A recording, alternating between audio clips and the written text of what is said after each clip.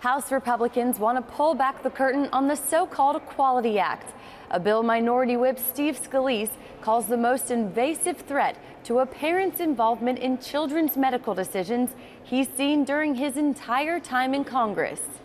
The son can actually go to a doctor without the parent's involvement at all, even if the parents object vocally.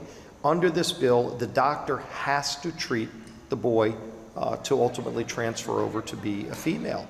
Kids of all ages. I'm talking about 10, 11, and 12-year-olds. It's already happening in states with laws similar to the Equality Act.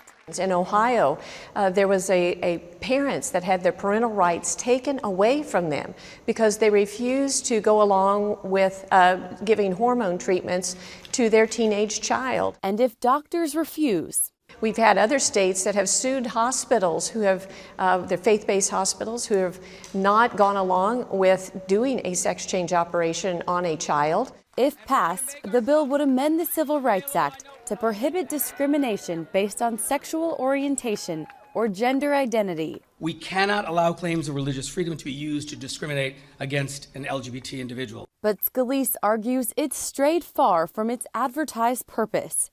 And if that's what they were concerned about, that's what the bill would have been focused on. But it's not. And it even addresses abortion.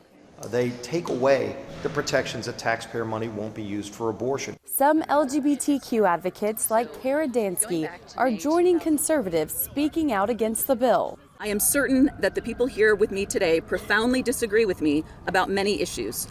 But we are here together to take a strong stand for the rights, privacy, and safety of women and girls. Dansky tells CBN News. If the bill is permitted to go through, it would redefine the word sex to mean gender identity, and that has grave consequences for women and girls. Hartzler, a former track coach, argues it would prove detrimental to women's sports. It tramples on the rights of women and others by forcing a top-down government discrimination against those who hold differing views on marriage and on human sexuality. While this is expected to pass the Democrat-controlled House, it's unlikely Senate Majority Leader Mitch McConnell will allow a vote this session.